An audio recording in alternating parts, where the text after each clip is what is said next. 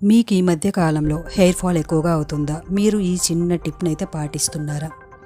Hi friends, welcome to our channel Lakshmi Akshaya. ఇప్పుడు టాపిక్లోకి అయితే వెళ్ళిపోదాం.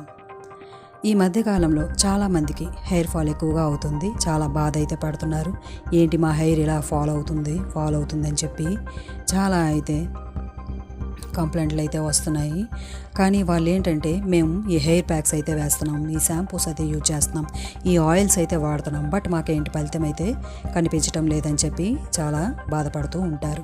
అలా కాదండి, మనం హెయిర్ షాంపూ వాడినంత మాత్రాన, నెక్స్ట్ మనం ఈ ప్యాక్స్ వేసినంత మాత్రాన, మనం నెక్స్ట్ ఫుడ్ కూడా మనం అంటే హెయిర్కి సంబంధించింది ఈ ఫుడ్ తింటే మనకి బాగుంటుంది హెయిర్ అని చెప్పి ఫుడ్ కూడా మంచిది తింటూ ఉంటారు.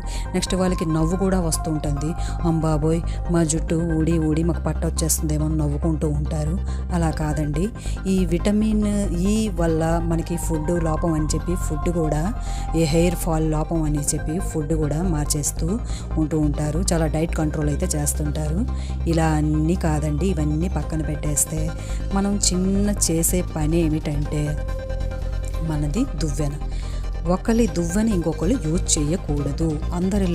కొంతమంది ఇళ్ళలో నేను చూస్తున్నాను, అందరి ఇళ్ళు కాదు, కొంతమంది ఇళ్ళలో నేను చూస్తున్నాను. వీళ్ళ దువ్వెన వాళ్ళ దువ్వెన వీళ్ళు అలా యూజ్ చేయకూడదండి.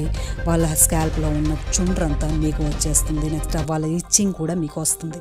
అలా కాదు, ఒక దువ్వెన వేరేగా ఉంచుకోవాలి, ఇంకో దువ్వెన వేరేగా ఉంచుకోవాలి. తలకు స్నానం చేసినప్పుడు వేరేగా, నెక్స్ట్ ఆయిల్కి వేరేగా. అలా అయితే ఉంచుకుంటే మన హెయిర్ ఫాల్ 50% వరకు తగ్గే ఛాన్సెస్ అయితే ఉంది.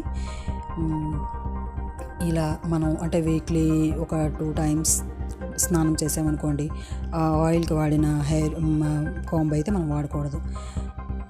హెడ్ బాత్ చేసినప్పుడు మనం సపరేట్గా దువ్వెనైతే ఉంచుకోవాలి. మీకు ఈ వీడియో నచ్చినట్లయితే నా వీడియోని లైక్ చేయండి, షేర్ చేయండి, నా ఛానల్ని సబ్స్క్రైబ్ చేసుకోవడం మాత్రం మర్చిపోవద్దు ఫ్రెండ్స్.